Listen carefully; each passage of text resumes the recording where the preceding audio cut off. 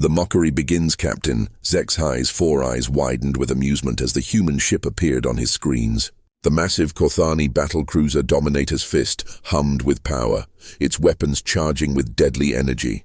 Around him, his bridge crew burst into laughter, a sound like grinding metal that echoed through the command center. Is that supposed to be a warship? First Officer Krenda wheezed, her tentacles slapping against her console in glee. It looks like something my offspring would build from scrap metal. The human vessel was indeed an odd sight. Where other ships in the Galactic fleet boasted sleek curves and gleaming armor, this one seemed old, really old. Its hull was a patchwork of different metals, some sections darker than others, as if repairs had been made countless times over many years. Strange symbols covered its surface, not the clean digital displays of modern ships, but actual carved markings that seemed to tell stories. Terran vessel persistence, Zexhi read from his scanner, his voice dripping with mockery. How fitting. They'll need all the persistence they can get to survive what's coming. The humans had joined the Galactic Council only 50 years ago. Most species saw them as weak newcomers, soft creatures from a small blue world who barely understood space travel. Their technology seemed primitive compared to the Kothani Empire's 1,000-year military dominance. Their ships were smaller, their weapons looked outdated, and they rarely spoke during council meetings. "Captain," Communications Officer Yultan hissed. "The humans are trying to talk to us.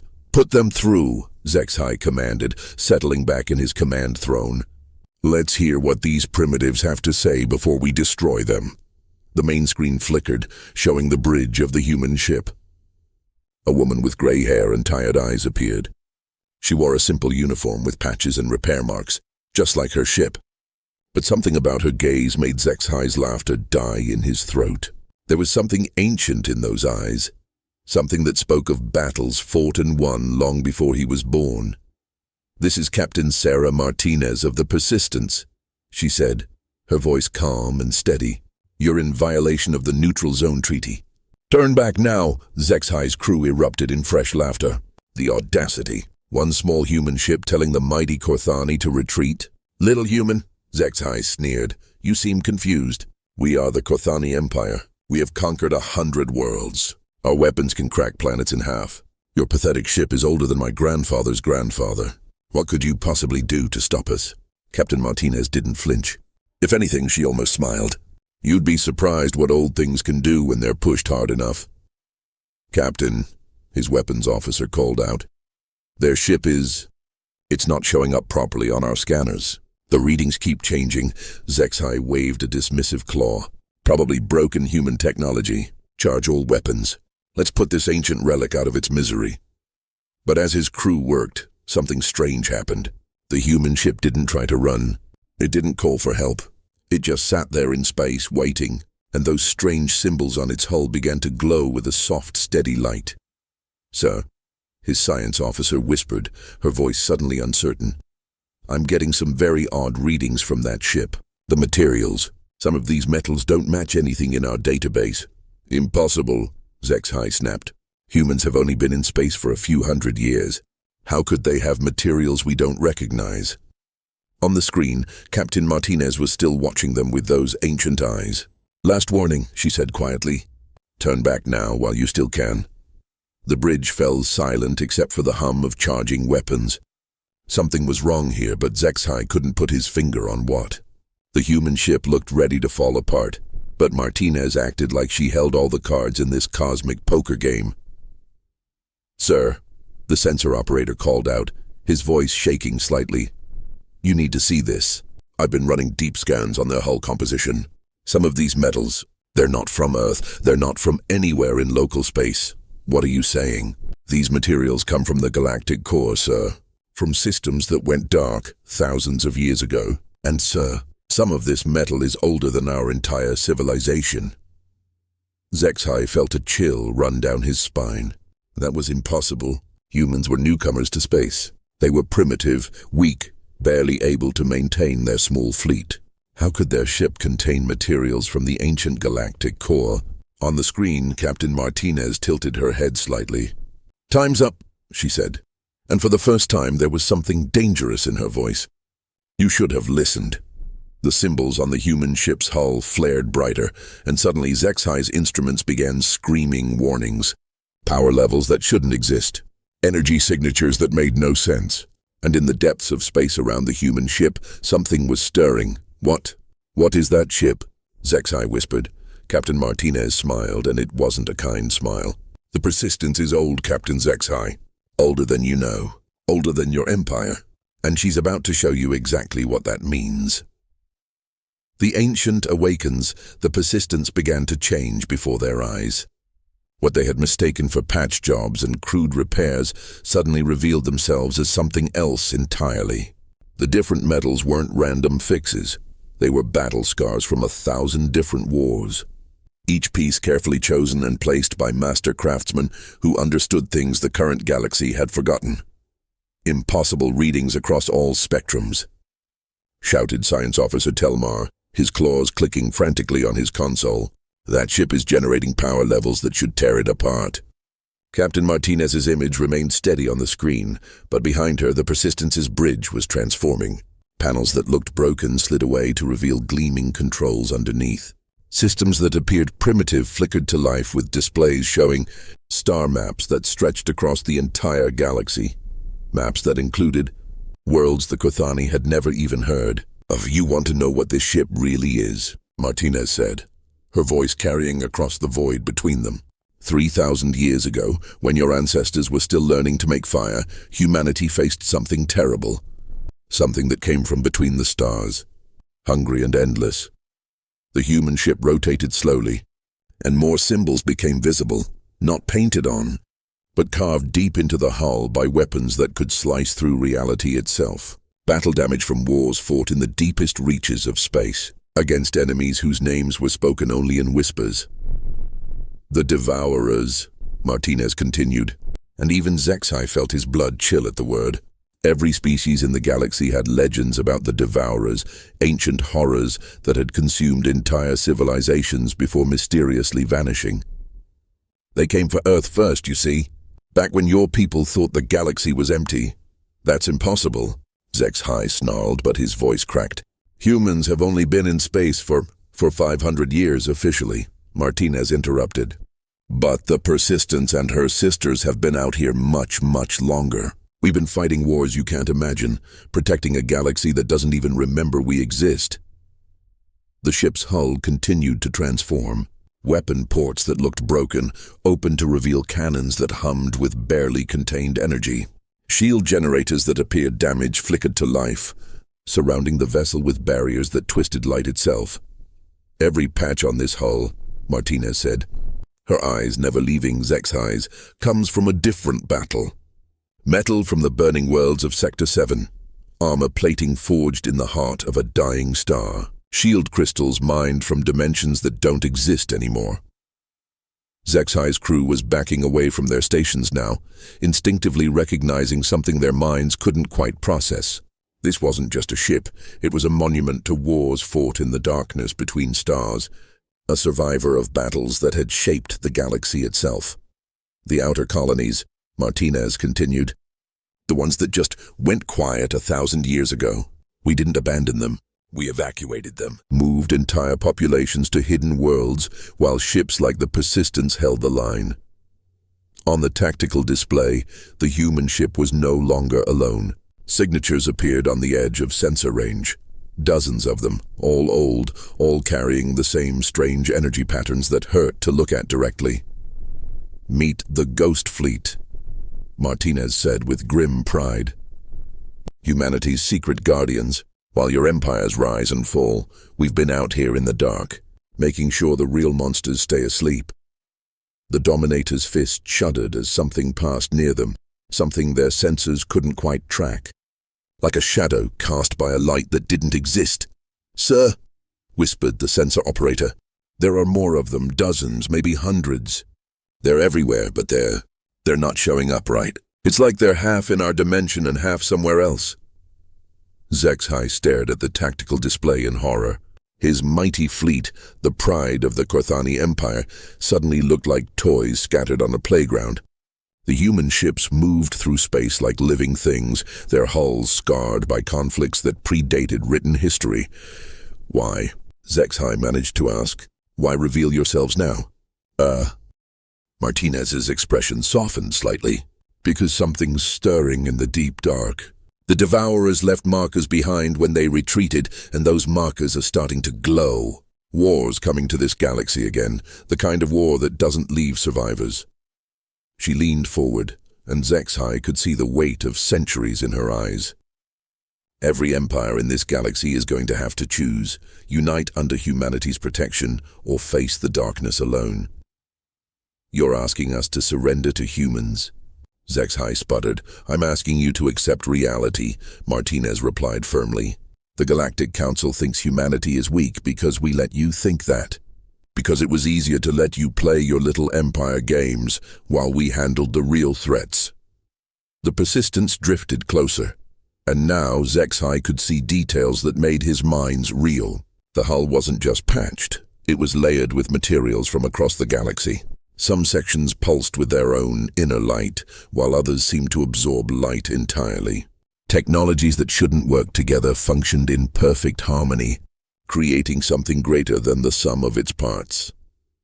"Every species you've conquered," Martinez said quietly. "We've been watching. Every war you've fought, we've been there in the shadows, making sure it didn't spiral into something worse.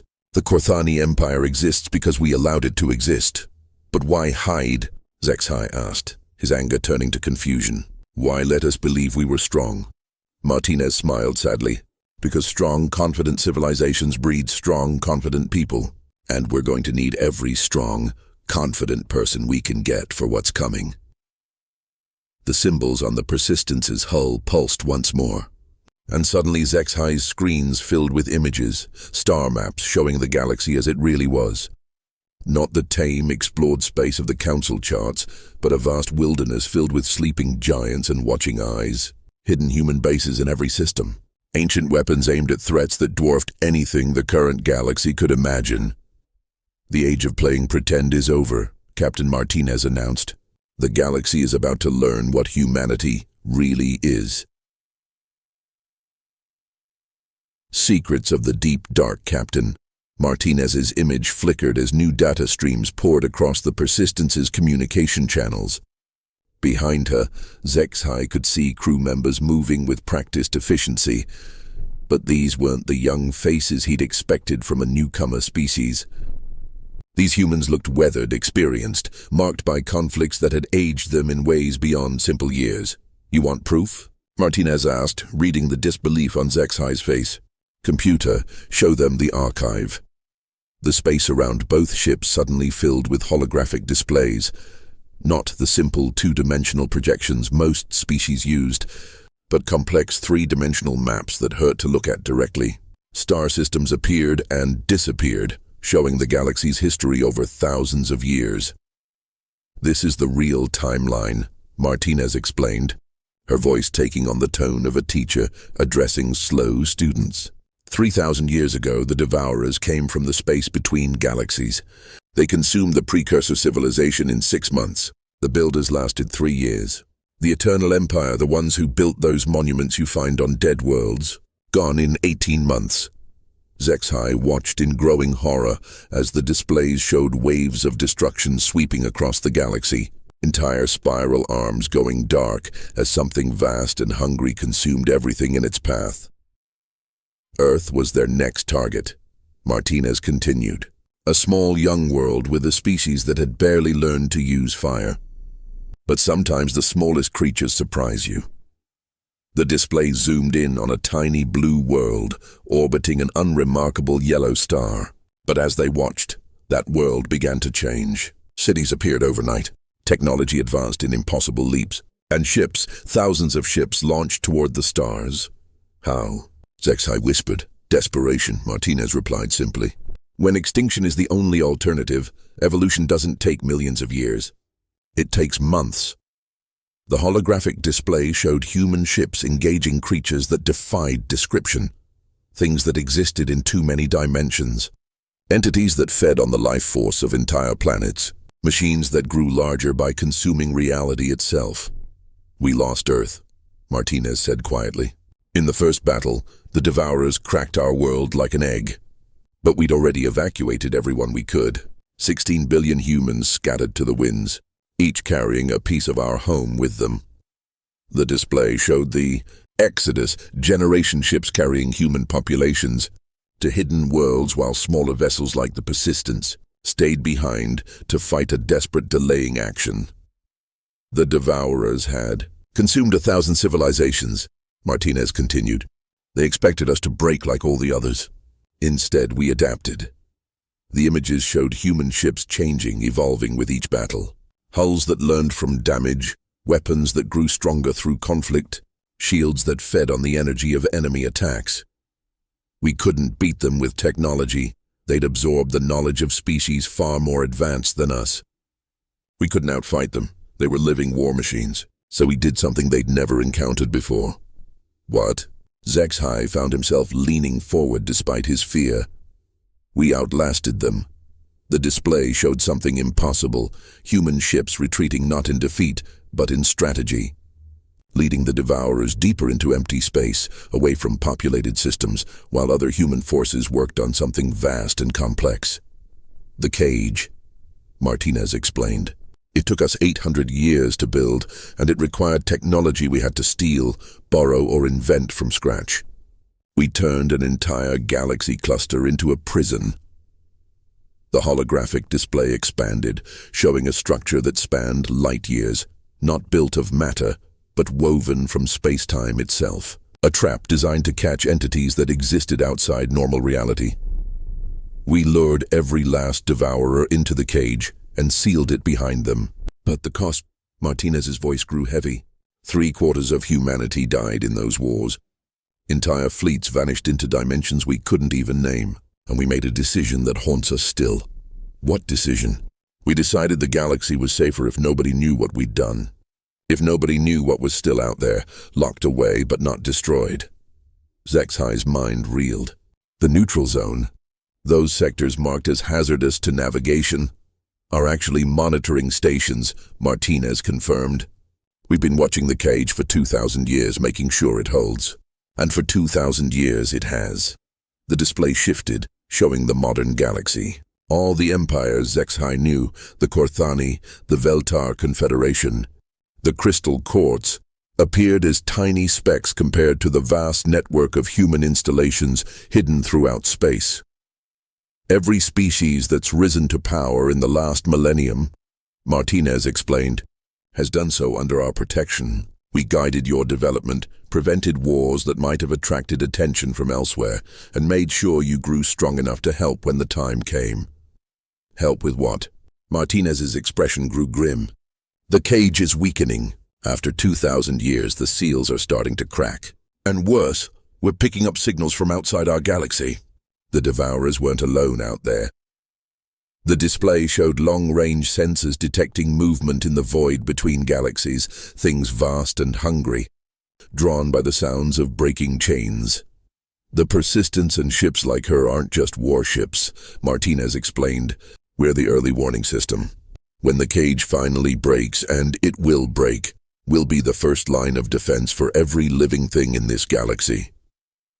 HFY stared at the displays, his worldview crumbling and rebuilding itself around this new reality.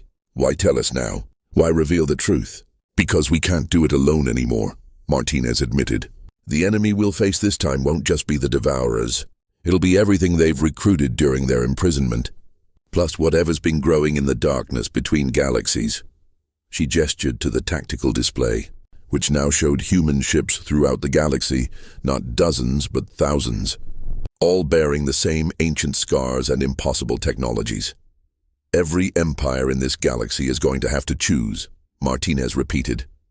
Stand with us against the darkness, or become food for what's coming. The bridge of the Dominator's fist had fallen completely silent. HFY's crew stared at their instruments in shock, finally understanding that what they'd taken for simple human weakness was actually restraint beyond imagination. The Persistence is 1,000 years old, Martinez concluded. She's fought in wars you can't imagine, protected worlds whose names you've forgotten, and stood guard while your civilizations grew from nothing to greatness. The ancient human ship drifted closer, and now its scars looked different to Zexhi's eyes. Not signs of weakness, but medals of honor. Proof of battles fought and won in the name of every living creature in the galaxy. So the question is, Captain Zexhi, Martinez said, her ancient eyes boring into his, are you ready to learn what real war looks like? The test of strength before Zexhi could answer. Alarms began screaming across both ships. The peaceful space around them erupted into chaos as reality itself seemed to tear open. Through the rift came something that shouldn't exist, a devourer scout, small compared to its kin but still massive enough to swallow a moon. Impossible. Zexhi's science officer shrieked. The readings. It's not entirely in our dimension. The creature was a writhing mass of shadows and hunger, its form shifting between states of matter like a nightmare trying to become real. Tendrils of pure void reached out from its body, and wherever they touched, space simply ceased to exist. Captain Martinez's demeanor changed instantly. The tired old woman vanished, replaced by something hard and deadly. Battle stations. This is not a drill. Her crew moved with inhuman precision, their hands dancing over controls that seemed to respond to thought itself. Zexhi, Martinez barked across the comm channel. Get your ship back now. Your weapons won't even scratch this thing, and I won't have your deaths on my conscience. But the Korthani captain found himself frozen, watching in fascination and terror as the Persistence transformed yet again. The ancient ship's hull plates shifted and reconfigured, revealing weapon systems that made his empire's finest armaments look like children's toys. The Devourer scout noticed the Korthani vessel and reached out with a tendril of absolute nothingness. Where it touched the Dominator's fist, metal simply stopped existing, leaving a perfectly spherical hole in the hull. Shields.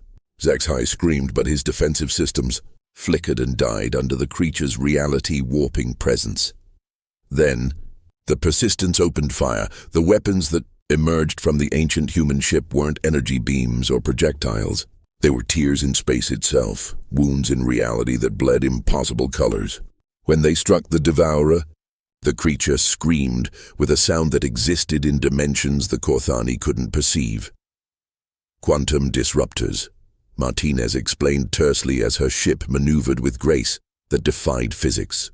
We don't fight these things with conventional weapons.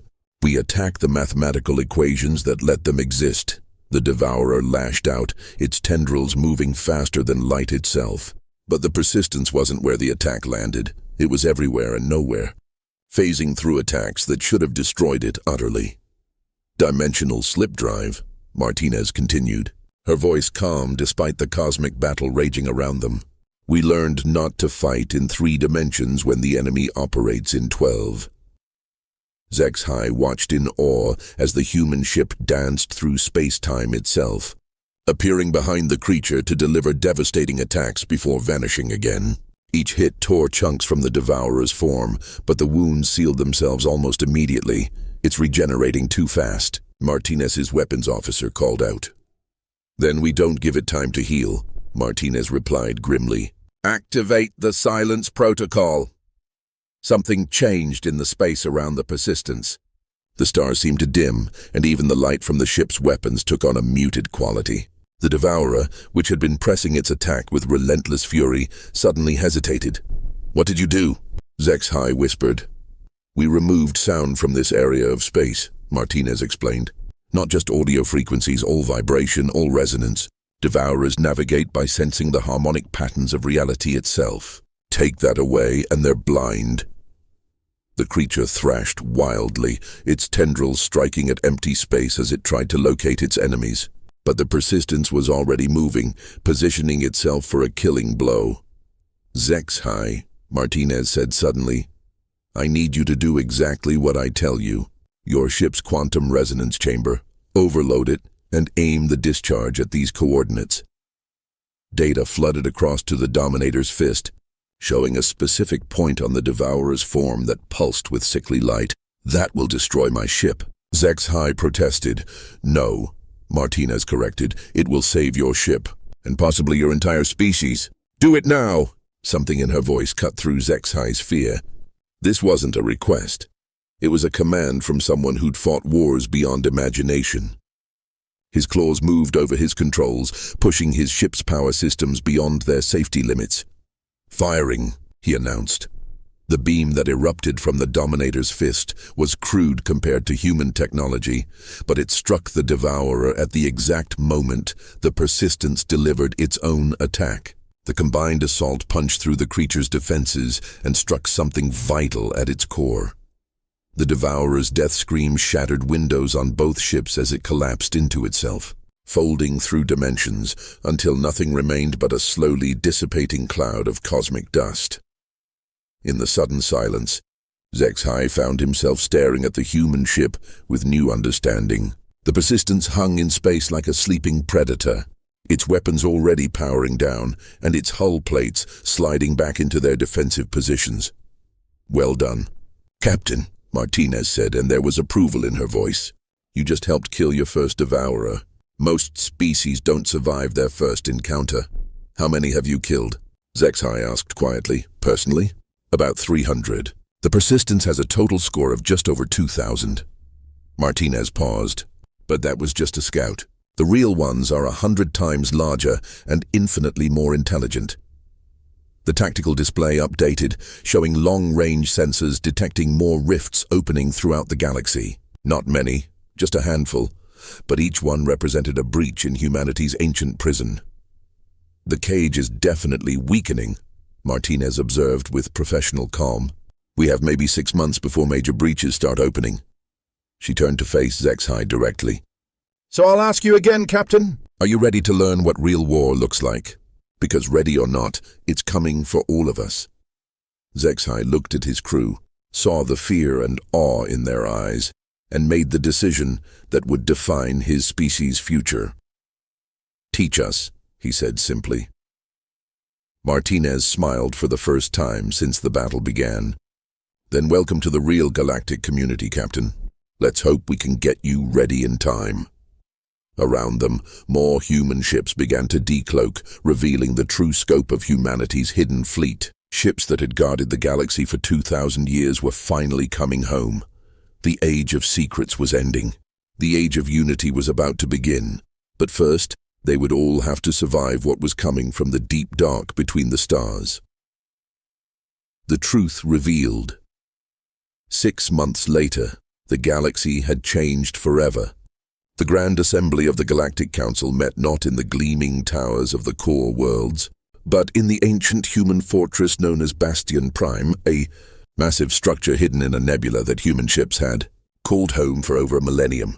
Captain Zexai stood before representatives of every major species in the galaxy, but he was no longer just a Corthani officer. The uniform he wore now bore the insignia of the United Defense Force, humanity's gift to a galaxy that had finally learned the truth about its guardians. Beside him, Captain Martinez looked exactly the same as she had 6 months ago. Zexai had learned that humans in the Deep Fleet age differently, their lives extended by technologies that bent time itself. Some of the human captains were over 500 years old, veterans of wars fought in the spaces between realities. "The situation has stabilized," Martinez reported to the Assembly. "The emergency protocols worked better than we hoped. Integration of galactic forces with human command structures proceeded faster than projected." She gestured to a holographic display showing the galaxy's current defensive posture. What had once been scattered empires were now unified sectors, each protected by combined fleets that mixed human technology with the unique capabilities of other species. The Corthani battle doctrine adapted remarkably well to quantum warfare, Martinez continued, nodding to Zexai. Their natural aggression, when properly channeled, makes them excellent shock troops against Devourer forces. Zexai felt a surge of pride. His people had thrown themselves into the war effort with typical Corthani enthusiasm, but under human guidance, their raw ferocity had become something far more effective. They'd learned to fight enemies that existed in dimensions their minds couldn't fully comprehend. "The Veltar telepathic networks," Martinez went on. have proven invaluable for coordinating defenses across multiple dimensional planes. And the crystal quartz quantum crystalline technology has enhanced our barrier systems beyond anything we thought possible. Ambassador Silnara of the crystal quartz rose from her seat, her crystalline form chiming softly as she moved. Captain Martinez, our scientists have completed their analysis of the cage structure. The news is mixed. The display shifted, showing the vast prison that held the Devourers. Where once it had been solid and unbreachable, now cracks ran through its foundation like spiderwebs across reality itself. The good news, Silnara continued, is that the cage will hold for approximately 18 more months. The bad news is that when it fails, it won't fail gradually. The entire structure will collapse at once, releasing every devourer simultaneously. A murmur of fear ran through the assembly. Even with 6 months of intensive preparation, the galaxy was nowhere near ready to face the full force of humanity's ancient enemies. However, Martinez interjected, and something in her tone made everyone lean forward. We may have found another option. The display changed again, showing technical readouts that hurt to look at directly. The mathematics involved seemed to twist space around them. For 2,000 years we've been maintaining the cage, Martinez explained, but we've also been learning from it.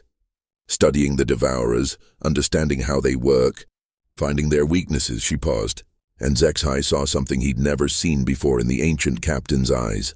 Hope. We think we know how to kill them permanently.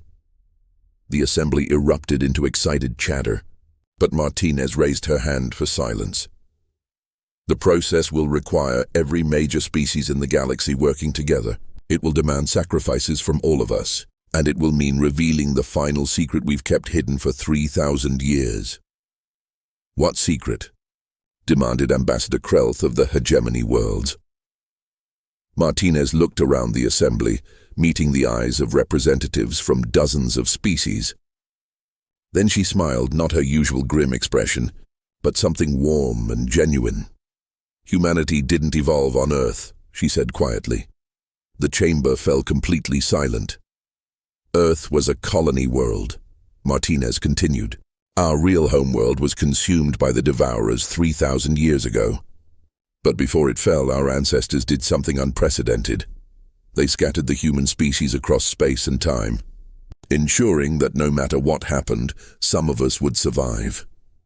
The display showed star charts spanning not just their galaxy, but dozens of others, each marked with tiny symbols that represented human populations. Every galaxy the Devourers have ever touched, Martinez explained, has produced its own version of humanity. We're not a species, we're an immune system. Evolution's answer to cosmic predators. Zexhai felt his worldview reshaping itself yet again. How many of you are there? In this galaxy. About 50 billion scattered across hidden worlds and generation ships. But across all realities? Martinez shrugged. Conservative estimates suggest somewhere around 10 trillion humans exist in various dimensions and timelines. The numbers were staggering. Humanity wasn't a small young species, it was a vast network of survivors spanning multiple universes. The plan is simple in concept, Martinez continued. We use the combined fleets of every galactic civilization to create a resonance cascade that will propagate across all dimensional barriers simultaneously. Every version of humanity, in every reality where Devourers exist, will strike at the same moment. And this will work? Ambassador Silnara asked. It has to, Martinez replied, because if it doesn't, there won't be a second chance. The assembly voted unanimously to support the human plan. Not because they fully understood it, the science involved was beyond most species, but because they had learned to trust the people who had protected them for 2,000 years. As the meeting adjourned, Zexhai approached Martinez privately. Why didn't you tell us the whole truth from the beginning? He asked. Martinez looked tired, not physically, but emotionally exhausted in a way that suggested she'd carried secrets too heavy for any one person to bear. Because hope is a precious thing, she said softly. If every species in the galaxy had known that humanity was fighting a war across multiple realities against enemies that had already consumed their original homeworld, How many would have chosen despair over courage? Zexhai considered this. And now? Now you've seen us fight. You've fought alongside us. You know we can win because you've helped us win. Martinez looked out through the viewport at the combined fleets of the galaxy. Ships from dozens of species working together under human coordination. Now the secret isn't about human strength. It's about what we can accomplish together. The Persistence hung among the other ships, no longer an object of mockery but a symbol of hope. Her scars told stories of battles won against impossible odds, and her crew had trained the galaxy's best to fight enemies that shouldn't exist. In 18 months, when the cage finally failed, they would be ready, not because humanity was strong, though they were, but because an entire galaxy had learned to fight as one. The age of hiding was over. The age of unity had begun. And in the deep dark between the stars, ancient enemies stirred uneasily as they sensed, for the first time in 3,000 years, something they had never encountered before, a galaxy that fought back. The real war was about to begin. But this time humanity wouldn't face it alone. The end.